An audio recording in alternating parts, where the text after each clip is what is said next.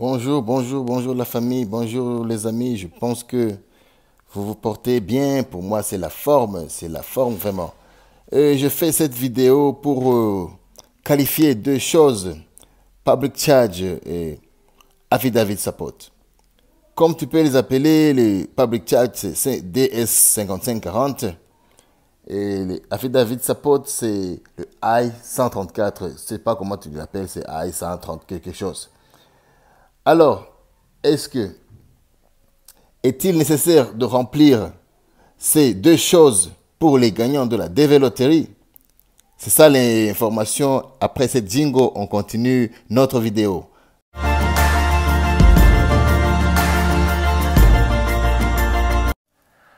Alors les amis, on disait est-ce que c'est nécessaire ou bien c'est obligatoire? Est-ce qu'on est censé de remplir ces deux choses, ces deux formes, de two online forms, Public Charge et Affidavit Support?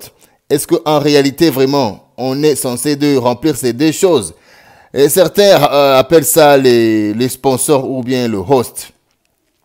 Je vais être franc et rapide dans cette vidéo. Est-ce que vraiment c'est nécessaire de remplir ces deux choses? Un petit rappel d'abord. Je vous rappelle que la DS 5540 est sous la responsabilité de la KCC et puis de l'ambassade dans laquelle tu te trouves.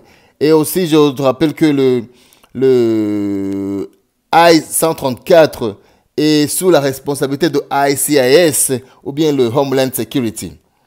Alors, si je vais être rapide, comme je voulais dire, de voir vraiment est-ce que c'est nécessaire de remplir ces deux choses. Je vous rappelle que quand tu vas sur toutes les plateformes de l'ambassade, de l'US Visa, de toutes les plateformes de l'ambassade ou bien de la Homeland Security ou bien de la ICIS, pour voir vraiment si tu peux télécharger, si tu peux trouver cette formulaire. Tu ne peux pas trouver cette formulaire maintenant. Ces formulaires, ils ont été mis en ligne pour la DV 2019, la 20 de 2018. Maintenant, pour le moment, ils ont déjà retiré cette formulaire. Je te rappelle que si tu vas sur des choses sur ces plateformes afin de trouver si tu veux remplir par exemple le Affidavit Support, tu vas sur le compte de DiviSelect ou bien n'importe quelle plateforme américaine pour essayer de trouver cette online form. Tu ne pourras pas le trouver car l'Amérique ou bien le low country, il a déjà enlevé, il a déjà désactivé cette formulaire. Ce que veut dire que cette formulaire vraiment n'existe plus. Et aussi pour la I-134, cette formulaire vraiment c'est pas nécessaire. C'est pour cela que je vous dis que dans cette vidéo, c'est pas est-ce que c'est nécessaire ou bien c'est pas nécessaire de remplir ces deux formulaires. Je vous dis que c'est pas même nécessaire car ces deux formulaires n'existent plus sur les plateformes de US Visa. C'est-à-dire que s'ils ne sont pas available, s'ils ne sont pas disponibles sur ces plateformes, si tu veux remplir alors que tu ne trouves pas ces formulaires, c'est-à-dire qu'ils ont été déjà enlevés ou bien qu'ils ont été retirés de la course. Mais,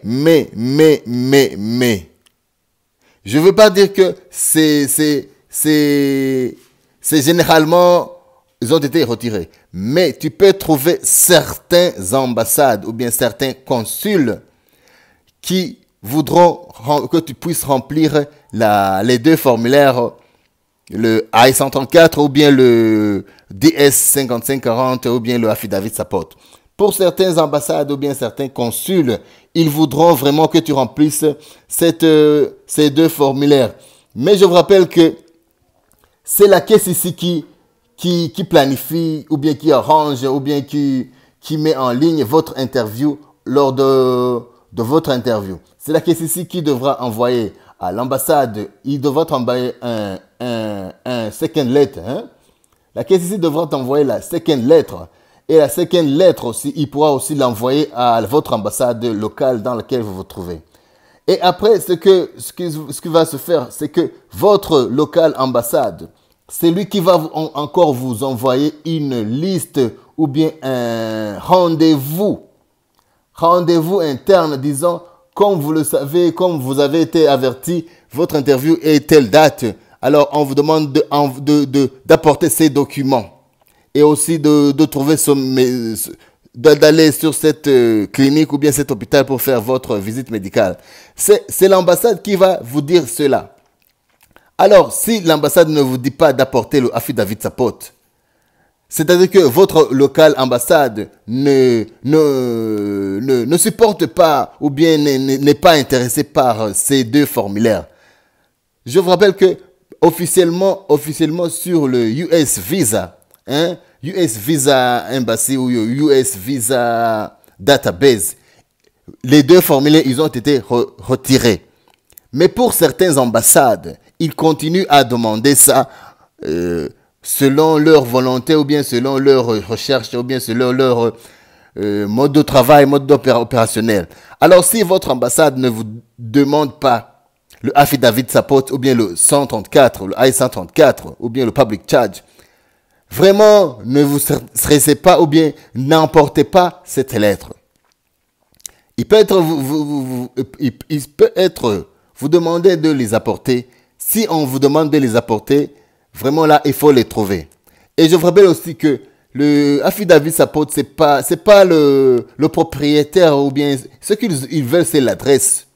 Ce qu'ils veulent, c'est l'adresse. Tu peux leur donner une adresse de quelqu'un là où tu pourras loger. C'est ce qu'ils veulent. Ils veulent pas les comptes, ils veulent pas quoi. Si on te demande d'affidavit support, c'est le sponsor, c'est lui qui va t'accueillir, c'est lui qui va t'héberger. Alors, ils n'ont pas besoin d'argent, ils n'ont pas besoin de quelque chose, de trop d'histoire. Mais généralement, je vous rappelle que ces deux documents, ils ont été officiellement sur le Homeland et la KCC, ils ont été retirés. Ça reste au niveau des ambassades. Alors, si votre ambassade locale le demande, n'hésitez pas de le donner. Mais, pour un autre conseil en or que j'aimerais vous donner, car vous savez que tous les jours, je vous donne des conseils en or. Si vous avez votre affidavit support lors de votre interview, ne le donnez pas volontairement. Ne le mettez pas dans vos documents et commencez à donner votre affidavit. Attendez qu'on vous le demande. Et aussi, si vous êtes allé, alors que vous n'en allez pas, l'ambassade pourra vous donner quelques jours pour le trouver. Si bien sûr votre ambassade exige ces deux documents. Mais si vous avez, alors que l'ambassade ne vous a pas demandé, ne le donnez pas volontairement. Mais si l'ambassade a besoin de ce document, il pourra vraiment te donner quelques jours afin que tu puisses le donner. C'est juste une adresse, c'est juste un nom et une adresse de quelqu'un qui pourra t'héberger. Alors, comme je vous l'ai dit que cette vidéo va être courte et bref, c'était les deux choses que j'aimerais vous informer à propos de affidavit support et le I-134. Est-ce que sont-ils nécessaires pour la course de Davis 2021, Davis 2022 ou bien les Davis 2023? La réponse, vous l'avez eue dans cette vidéo. Je vous rappelle que on continue de vous mettre à jour à propos de tout ce qui se passe ou bien tout de la démarche ou bien de tout ce que vous aurez besoin lors de votre voyage dans cette course. Bye, j'aimerais que ceux qui voient la première fois cette vidéo puissent vous abonner aussi à liker afin que vous puissiez pas rater d'autres. A plus les amis, c'était votre gars Gold Smile aux États-Unis. Bye bye.